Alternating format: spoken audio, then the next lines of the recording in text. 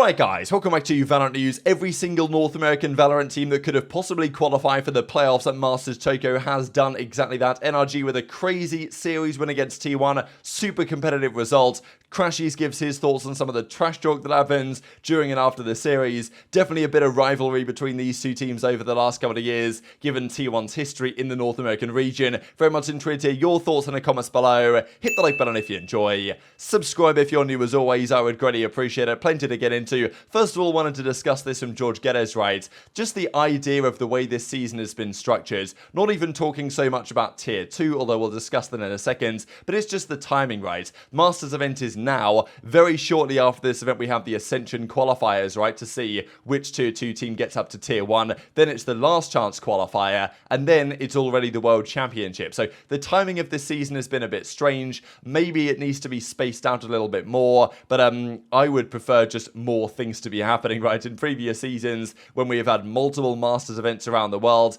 this year there's just been Sao Paulo, which was kind of a Masters event, but it was really just the kickoff, right, that Fnatic ended up winning.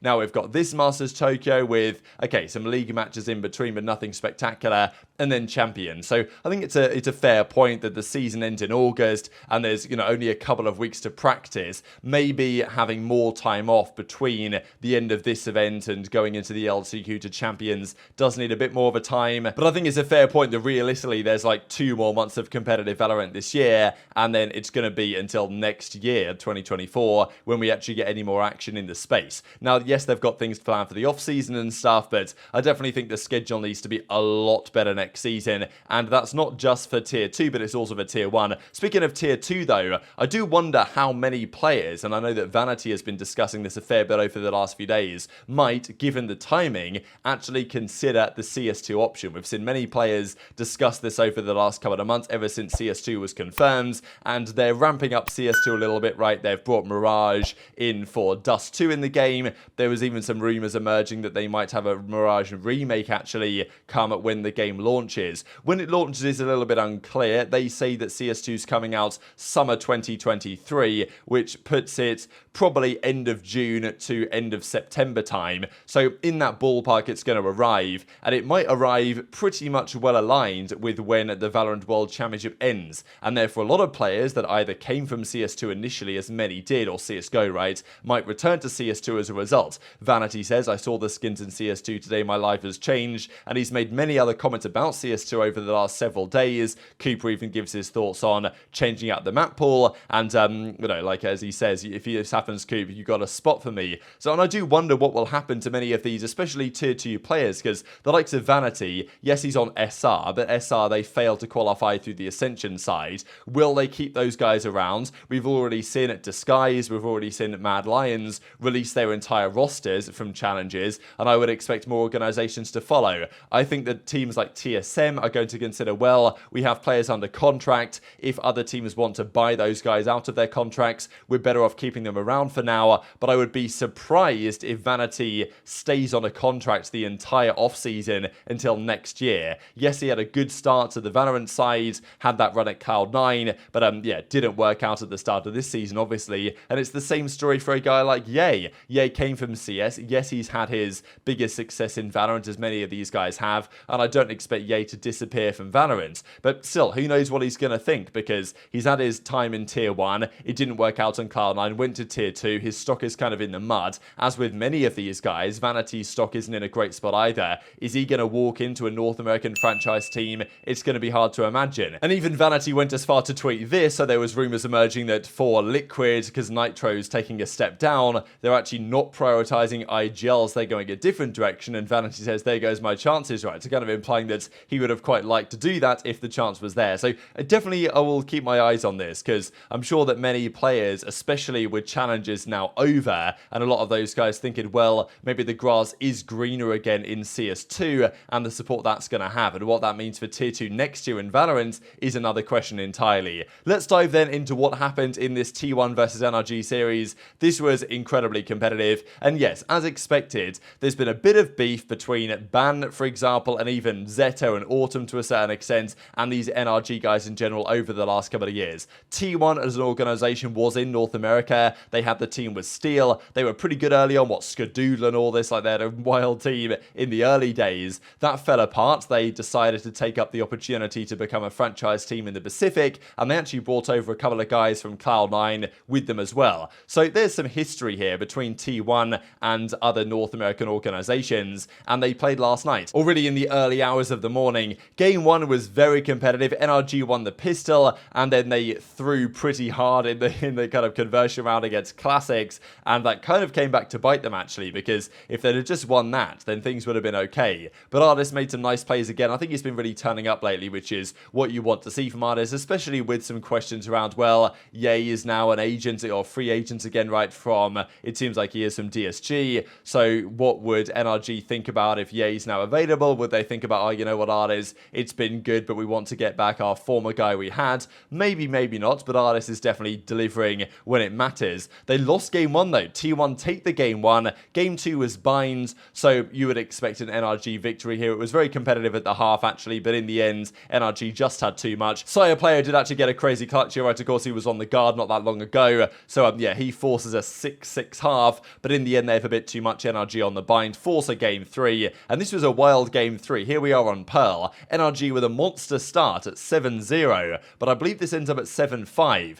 Big comeback from T1 to at least give themselves a chance. They win their first rounds here, a round they looked like they were going to lose actually, but they do start to bring it back round after round, and it actually gets very competitive, right? They brought this back pretty much all the way. Sire player made a crazy play here with the Blaze Storm, and this was super competitive, but then NRG remembered that NA has never lost a Pearl to a non-NA team, and that's a wild stat, and that still remains true to this day. And this is some of the reaction here, especially from Crushies, after a little bit of trash talk that happened when, you know, T1 standing up, they're talking a bit of trash. Obviously, NRG are going to do the same thing back. That's how it goes. It's like you put him to sleep.